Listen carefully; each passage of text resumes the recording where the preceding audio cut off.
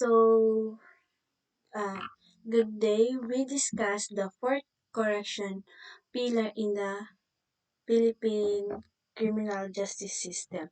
As a fourth pillar, kinikilala na biggest pillar people views it is effective pillar it failure to rehabilitation. So, ang goal nila, we need to rehab the offender.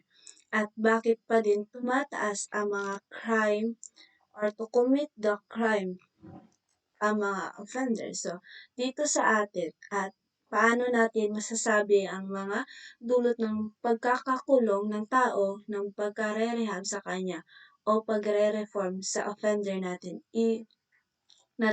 So, dapat mapipigilan daw ang mga correction pillar ang mga tao to commit the crime. So next is lesson 1, introduction to correction.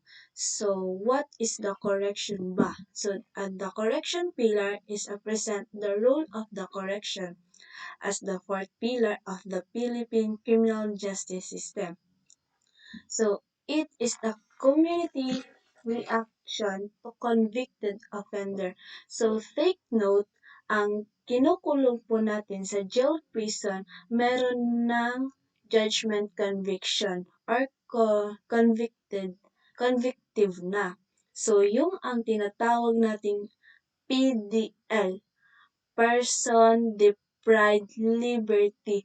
So, bawal natin siya tinatawag ang mga PDL na mga criminal for for any call for the PDL that mga PDL. So, ang mga tinatawag ay tinatanggal po natin yan. Hindi po yan proper na tawag sa kanila. The proper is a person deprived liberty or we call PDL or hindi na natin tinatawag silang inmates.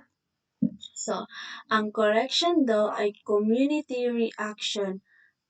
Ano daw ang response ang community sa atin, sa government or pamahalaan.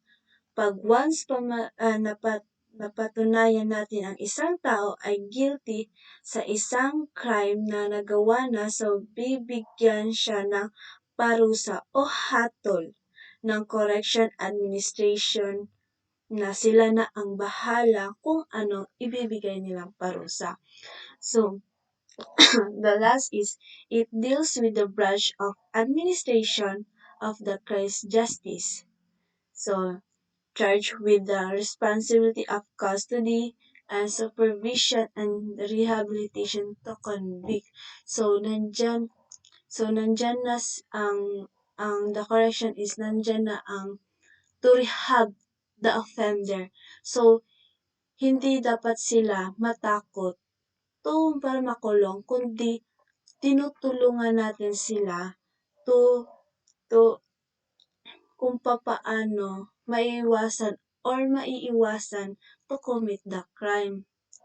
So, so, uh, so what is a correction? So, a branch of the criminal justice system concerned with the custody, supervision, and rehabilitation of criminal offender. So what I said, we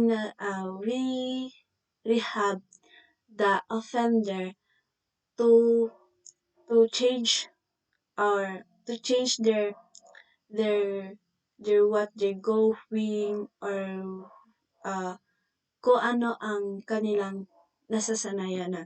So we not call the inmates or we call the criminal. We call PDL what I said kanina of person deprived liberty. So it is that field of criminal justice administration which utilize the body of knowledge and practice of the government and the society in general involving the process of handling individuals who have been convicted of offenses for purpose of crime prevention and control. So it is the study of the jail, the study of the jail, prison management, and administration, will the rehabilitation and reformation of the so the offenders or the PDL, we need to rehab to change their mind to not to commit the crime. So it is a generic term that include all government, the agents, facilities, program, procedures, personnel, and techniques concerned with the investigation, intake, custody, confined, supervision, or treatment of allergies. So they have many to join the PDL or the prisoners inside the jail. So what is a penology? The penology, the study punishment for the crime or criminal offender. It includes the study of control, prevention of crime through punishment of criminal. So the term is derived from the Latin word of pena, which means pain or suffering. So penology is otherwise known as a penal science. It actual division of criminology that deal with the prison management and the treatment of offender and concern itself with the philosophy and practice of society, and it is of effort to repress criminal activities. So we need to treat them we need to treat them, we need to give them a program to to to express what we going or or ano pa ba ang mga kakayahan nila. So, and we study of their behavior, and that's and penology has stood in the past and for the most part still stands for the policy of the inflicting punishment on the offender as a consequence his wrongdoing. So everyone who is doing not good or doing a commit the crime, they have a consequence they're going. So everyone's wrongdoing, they have a consequence. So what we give to what we give to she or he to give a punishment. So foundation of penology. So we have our punishment and rehabilitation. We have the classic classic classic theory, the basic of the criminal liability, human free will, and the purpose of the penology of retribution. So, ang gumagawa ng krimen dahil sa kagustuhan, nakafocus lang sa crime na ginagawa ng tao. So, so, so what if ba kung bata ang nakapatay or the crimen if si labor under the classic theory? So, for me is a yes. Dahil uh, because kahit ano pa yan, balyo, bata, matanda, if you are to commit the crime, you have to give a punishment. Wala silang pake kung ano ka man as long as you have to commit the crime. As walang pakialam si classical sa classical kung anong age mo or what you are as long as you have to commit the crime. So, Si neoclassical theory started that criminality is caused by pathology, incompetence, insanity, or any condition that will make impossible for the individual to exercise of free will enter. So, ang tao daw, hindi niya nakokontrol ang free will or pag-iisip, bakit daw hindi niya makokontrol ang kanyang free will. May mga factor daw ang nakaaapekto sa kanilang free will. Like, hindi nila makontrol ang kanilang free will. Like, for example, bata, hindi pa niya alam kung ano pa ba kung hindi niya alam kung what is wrong or right at hindi niya kagustuhan yun. Or may or mga baliw base sa new classical na may sirap pag-iisip or hindi niya nakokontrol ang kanyang free will. So, impossible na bibigyan siya ano, ng punishment dahil they have uh, they have um mga bagay like hindi nila makokontrol ang kanilang free will. So positivist theory, a man is substituted occasionally by a strange and morbid phenomenon which constrain him to wrong. So nakafocus sa taong mismo. Ano ang natutulak sa taong gumawa ng krimen?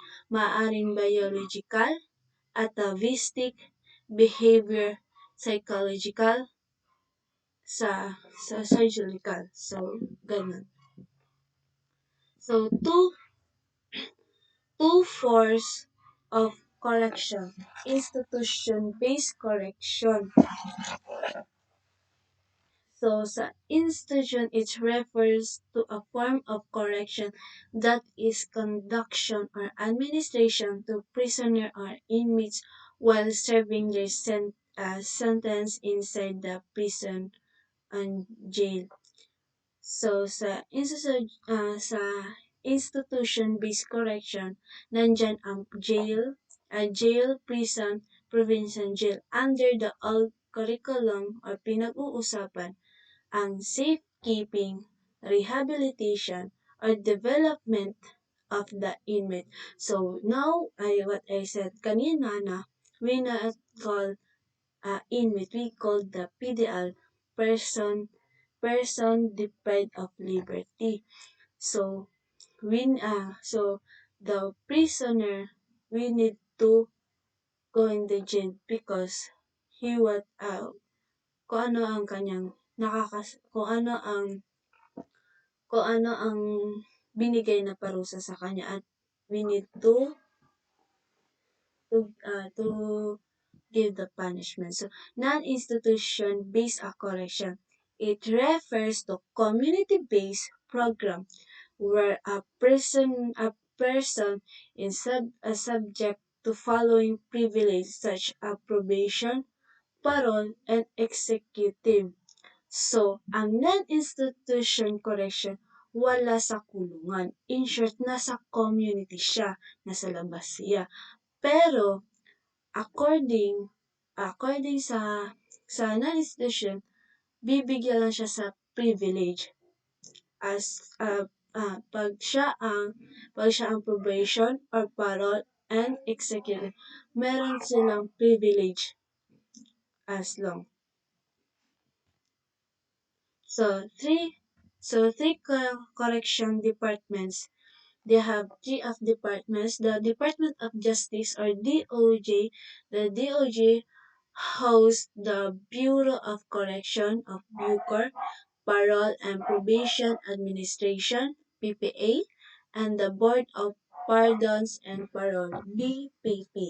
So the second is Department of Interior and Local Government or DILG. The DILG supervises the Bureau of Jail Management and the Penology, the BJMP, which runs the city, municipal, and district jail. So, sila ang nag-handle sa mga cities ng mga sa mga prison, sa mga municipal and district jail. Sila ang nag-handle ang mga BJMP and the provincial jails through their respective provincial government. And the third is Department of Social Welfare and Development or DSWD. The DSWD has Juvenile and Justice Welfare Council which oversees the rehabilitation of young offender through the Bureau of the Child and Youth Welfare. So, sila ang gahandle sa mga young people to who the commit the crime. So, categories of inmates, they have a prisoner and detained. So, the prisoner, it refers to inmate who convicted final judgment a crime court. So, prisoner, they give the final judgment from the criminal court. They have tinatawag na silang prisoner pag nandiyan na ang final judgment. Pag alam yung may material, yun. So, detained. It refers to inmates who is undergoing investigation, trial, awaiting final judgment. So, pwede sila lumalabas sa community, but, but, sila yung binibestigahan or naghihintay sila sa final judgment kung anong hatol sa kanila. So, detained. Kung maging prisoner ba sila or makakalaya sila. We're not going. So, nandun yun. So they have classification of prisoner. Insular prisoner. They have it depends kung ano sila and how many years sila sa jail. So nandiyan ang insular prisoner. So insular prisoner, they have one who sentenced to prison term of 3 years and 1 day to reclusion perpetua or life imprisonment. The prisoner is under supervision and control Bureau of Correction. So, the supervision and control of Bureau of the Correction, sila ang gahandle of the 3 years and 1 day sa perpetua or life impression. So, below 3 years, sila ang gahandle. So, provincial prisoner, one who is sentenced to a prison term of 6 months and 1 day and to 3 years. So 3 years, the prisoner is under supervision and control the Bureau of Jail Management of Penals or BJMP. So the third is city prisoner, one who is sentenced to prisoner term of 1 day to 3 years. The prisoner is under supervision and control of the Bureau of Jail Management Penology. So, the fourth is municipal prisoner, one who is sentenced to a person of 1 day to 6 months. The prisoner is under the supervision and control of the Bureau of Jail Management Penology. So now we go into jail as safekeeping facility. So what is safekeeping? So safekeeping refers to the temporary custody of a person for her own protection from the community where he or she comes from, and community he or she comes from. Usually, those detains are convicted jail purpose. So, ang mga detains, they have to support, they have to support the community. So, hindi pa sila tinatawag na mga prisoner because uh, the like for example the detains recalling as safekeeping because they have waiting the final judgment, the final criminal judgment. So three classification of detains. We have three classification detains. Those undergoing investigation. So tinatawag siyang detains because they have undergoing investigation. Pasiya, those awaiting or undergoing trial, and those awaiting for judgment. So we call the offender detains if uh she if not the she waiting the final judgment. So seven operating correction institution. They have number one is San Ramon Prison, the penal farm. So the prison was established on August 21, 1870 in the Zamboanga to confine the Muslim rebels and recalcitrant political prisoner opens under Spanish. So they have operating correction in here in Philippines. So the one is the August 21, 1870 in Zamboanga, the first. So the second is Iwahig Prison and Penal Farm. The prison was created by the Americans in 1904 in Puerto Princesa City, Palawan. It was located the westernmost part of the archipelago, far from the main town, confined in Caribbean with little hope of rehabilitation. So the create of Ihuahig Prison and Penal is the Americans since in the 1904. And the third is a correctional institution for the woman.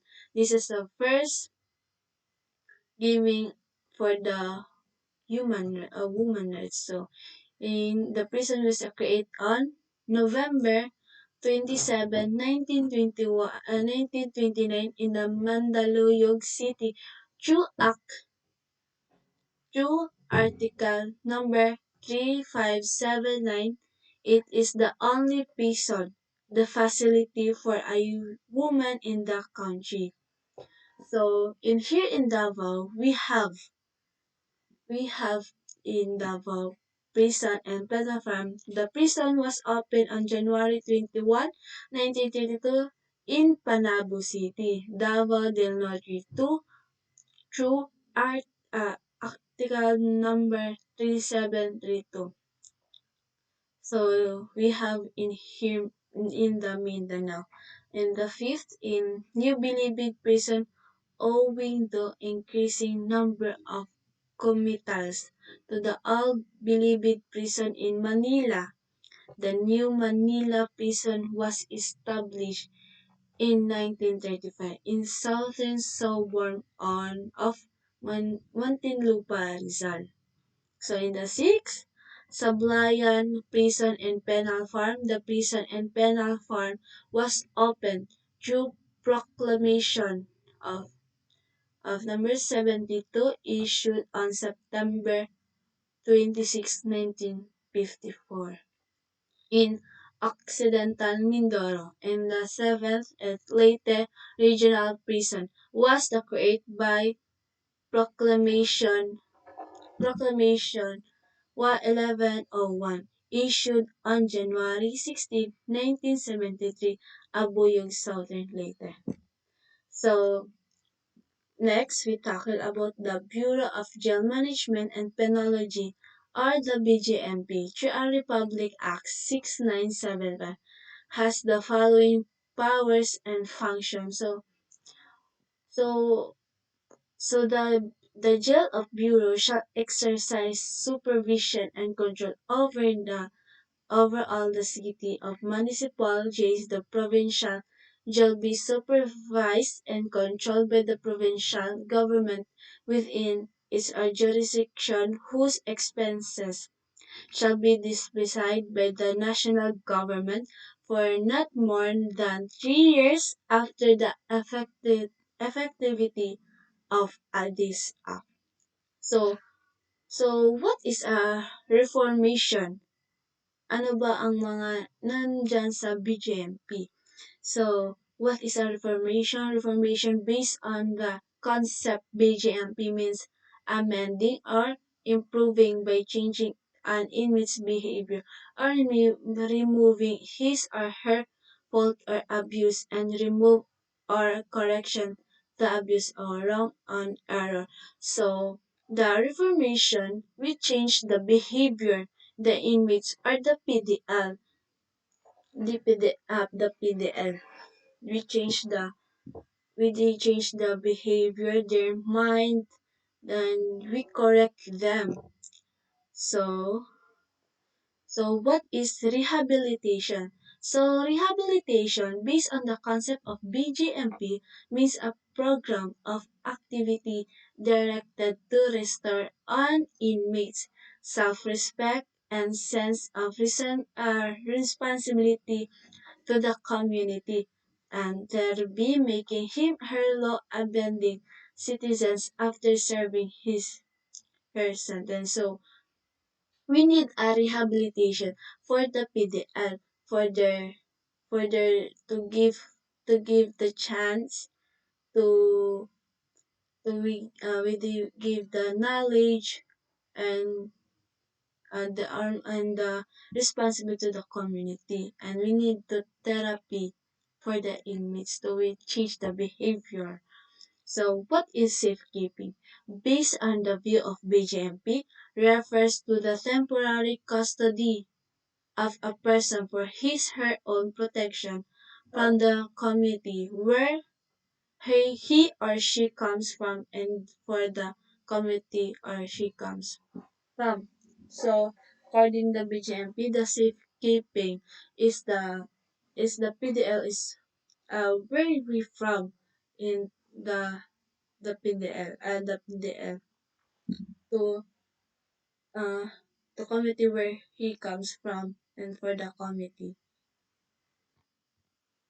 So, function of the BGMP, they have A to enhance and upgrade our organization capability on a regular basis, thus making all BGMP prisoner update on all advancements in law enforcement, individual resulting to greater crime solution effectively and describe and a decrease in inmate population. So the BGMP, the work of the BGMP is to less the less the BGMP or the inmates. So second is to implement a strong security measures for the control of inmates. So we need to secure the inmates to not escaping, not to to watch them. And the third is to provide the basic need of inmate. Oh, we need to the BGMP. We need to um to to serve them, or we need the what is needs the mga inmates. Kahit nasa loob sila, mayroon pa rin silang pangangailangan. And for to conduct activities for the rehabilitation and development of the inmates. So we need to give them the activities or the program for the to rehab for them for the PDL or mga inmates to show them to what is more what we going. So to improve jail facilities and conductions. So Regional Rehabilitation Center for the Youth or RRCY is 24-hour residential center for the rehabilitation of the youth offenders of age below 18 of whose sentence have been suspended. So, ang Regional Rehabilitation Center of Youth, it's to who is the commit the crime in illegal age. They have the regional rehabilitation center. We give them to advise to rehab them. So general object is six to enhance the traditional residential care facilities and techniques in the rehabilitation of vulnerable youth and children conflict with the law, or CICL. Specific object development and agroforestry farm park would encourage self-sustaining and conductive rehabilitation community or environment for the residents. So, so B is an improved strategy for the rehabilitation of vulnerable young and CICL is tested and operationalized in the Farm Park Committee and replicate in other ARES regions. And the third is resident or assist to fully appreciate the concept of ecologically friendly activities and the value the importance of forest three agriculture in society program. So in in the rehabilitation we need to more more communicate to friends to give them activities, and we need the agriculture for them for seek for our environment. And the capacity and skill, the potential of residents are identified and development other evident eventual regeneration to their respective families communities. So are the residential rehabilitation shall be limited to the youth who are committed by the court of rehabilitation to the following circumstance. So so they have a three have to the they have commit the serious offense that that they consistate the threat of the to the community. So the they had to commit the crime for they had to commit the crime to serious the offense. So in the our community. So the second their life is threatened or at risk if placed in the community. So actually in our community we have not sure if their community are not toxic or toxic. The third is nobody in the community can provide the support for their rehab. Oh, we need to support the rehabilitation for them to to change or para magbago sila. Program and services. So they have program and services in the rehabilitation. Home life service, the group uh or the or what their skills. Home life service group provides home environment and group living agreement with well balanced, organized and non formal activities for the youth. Second, treatment intervention provides comprehensive intervention for the rehabilitation of the youth offenders, which are primarily carried out by an interdisciplinary team composed of social worker, psychologists, house parent, and in the some instances a psychiatrist. So we give them the we give them the high of the rehabilitation is what they need.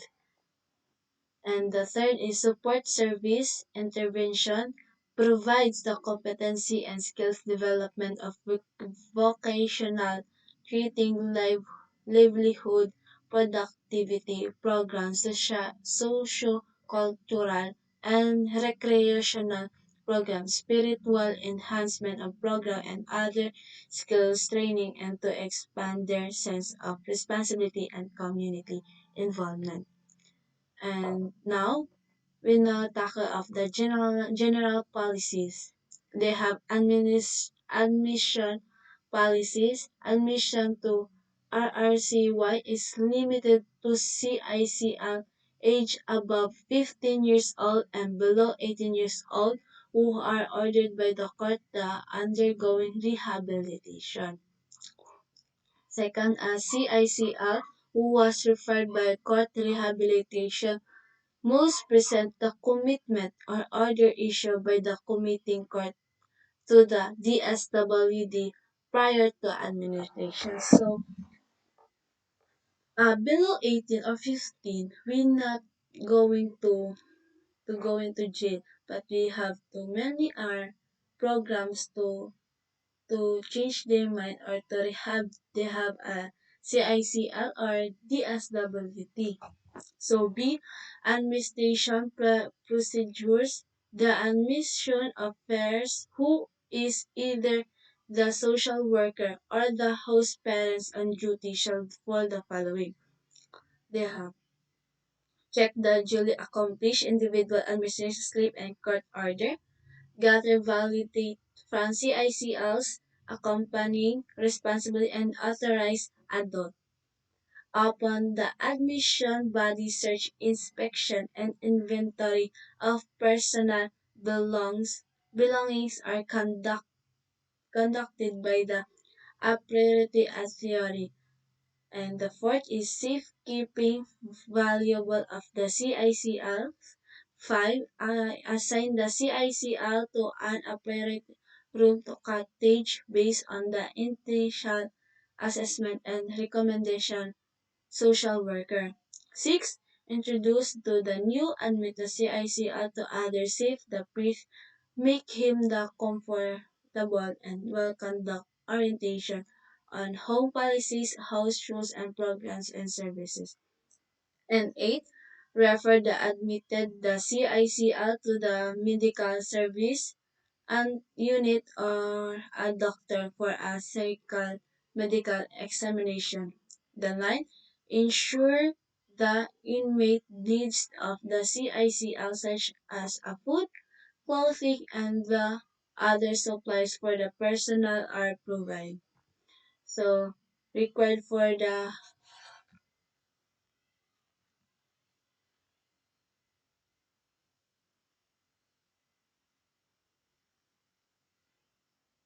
so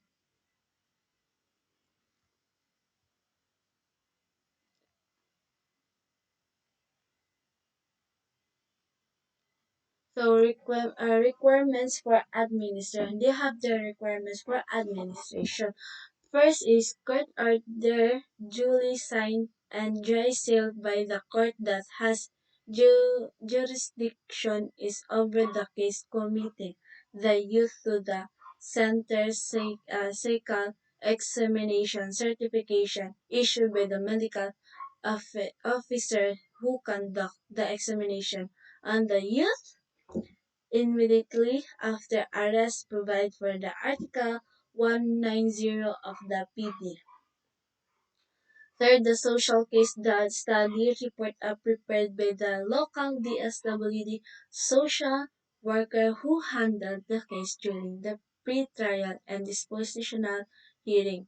And the fourth, consent of parent for the youth medical examination or hospitalization while in the care the rehabilitation center and school records or permission to transfer the school. So they have now we tackle the lesson 3. So non-institutional correction. So non-institutional correction defined previously is a form of punishment keeps the offender in the community and of prison. So we tackled kanina. So the administration. So provisional in the criminal law is a period of supervision of over an offender ordered by the court instead of serving time in a prison. Probation is applied only to community sentences, such as suspended sentences.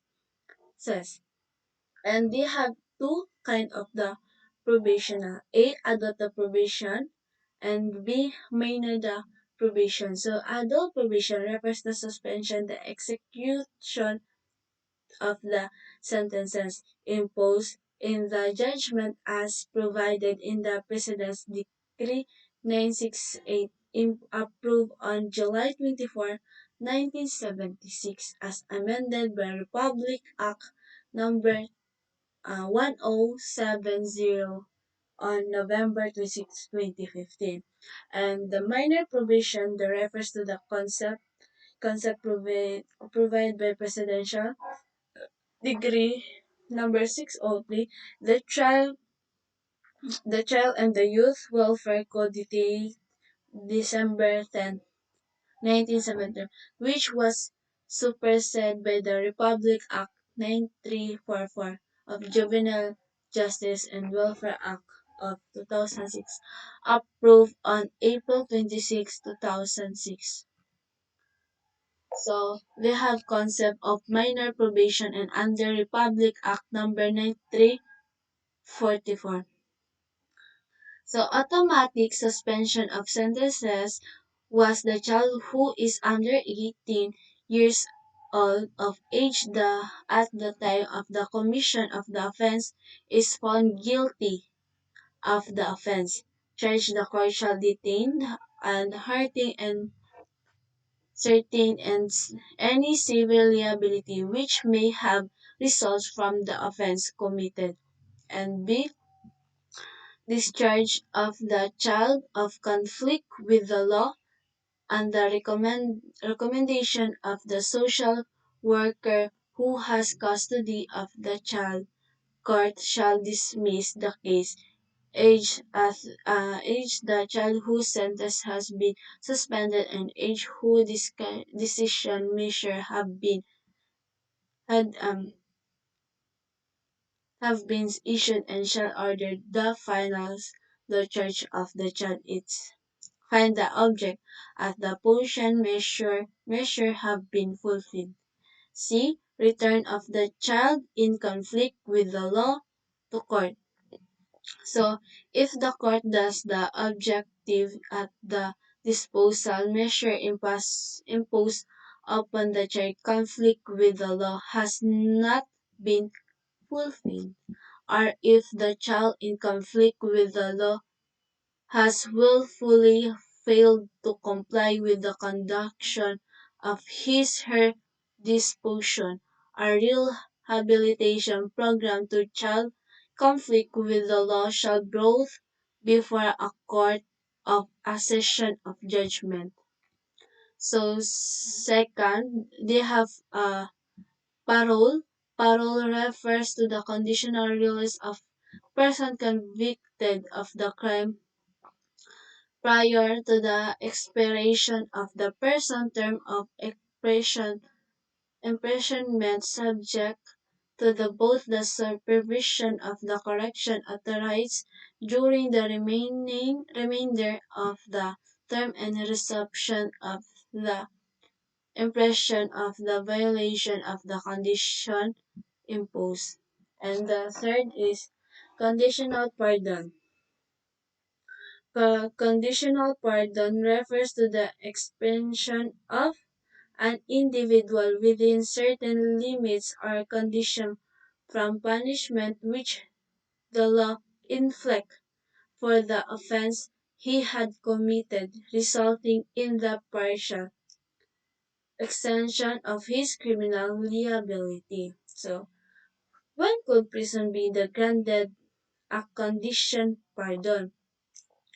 A prisoner could be granted conditional pardon if he/she have served at least one half of the minimum of his/her organizational endowment and or define the sentence. So, what is executive clemency? Executive cleansing refers to the power of the President of the Philippines to pardon, absolute or conditional a person convicted of a crime, commute a sentence, delay a temporarily execution of the sentence, reprieve or grant amnesty. So now we tackle the lesson 4. So restorative justice. So what is a restorative justice? Restorative justice is a process through which remorseful offenders accept responsibility for their misconduct, particularly to their victims and to the community. So, example of the restorative process, they have mending, conferencing, and sentence and support of circle and the like. So, what is the restorative outcomes restorative justice process? It includes the restitution, community work served, and any other program or response designed to accomplish rehabilitation of the victim and reintegration of the victim and or offenders. So, effectives of restorative justice is rehabilitation program of PPA. The fifth and one is the reintegration of the offender to the social mainstream and encourage them to assume active responsibility for the injuries inflicted to the victim. Second, proactive involvement as the community to support and assist in the rehabilitation of the victim and offenders. Third, attention to the need of the victims, survivors, and other persons affected by the crime as participating stakeholding in the crime justice system rather than merely object or passive recipients of service of intervention that may be unwanted, inappropriate, or ineffective. The fourth is healing the effects of the crime or wrongdoing suffered by the respective stakeholders and the fifth is the prevention of further commission of crime and violence. Now we tackle about the PPA's implementation of the restorative justice. They have during the investigation stage information such as victim version of the offense, the effect victims, victim, their lives, their families, their future plans, and victims' operation on how to damage harm inflicted by the post-sentence investigation PSI or the pre-parole executive clumsy investigation or PPI reports are prepared by the investigating officer to submitted to the court and the board pardons and parole respectively.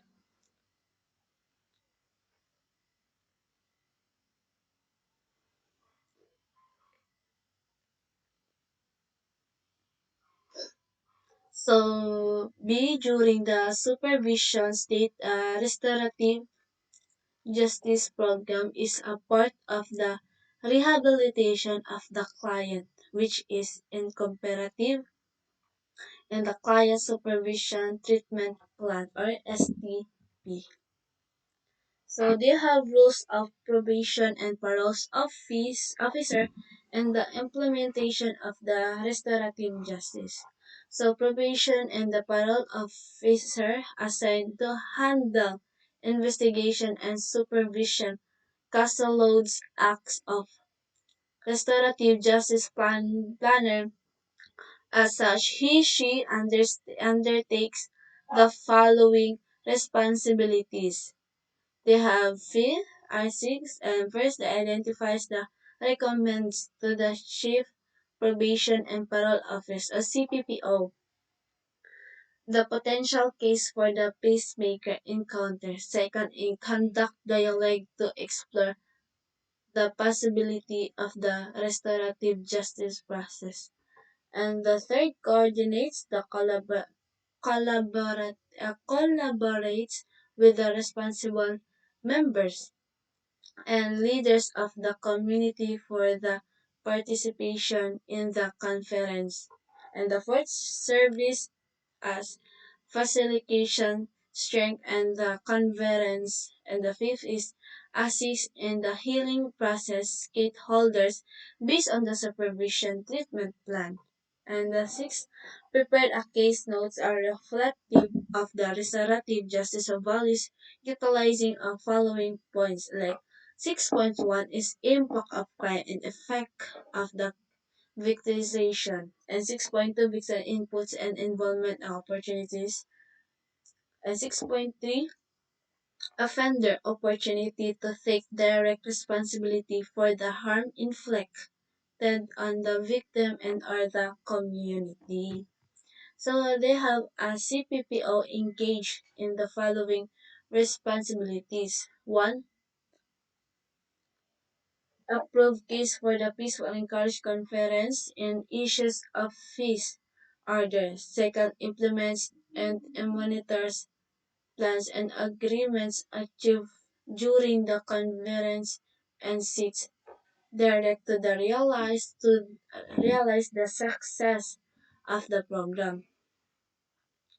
Procedural safeguard to be observed and applying the restorative justice process to resolve conflict arising from the criminal offense. They have the client must admit the offense to the eligible for the conference and if possible they should be encouraged to take full responsibility. Second is a personal visit by the restorative justice planner may be necessary to solicit the interest, the willingness of the stakeholders to participate in the restorative. Third is the victim's preference for the time, date, and place of the meeting should be given a greatest weight. So fourth, restorative justice planners should also get in touch with the community strength to the serve as facilitator like local officials, member of the Lupon Tagapamayapa or any responsible and respected personalities in the locality. So, restorative justice model that can be applied to PPA. So, what peacemaking encounter?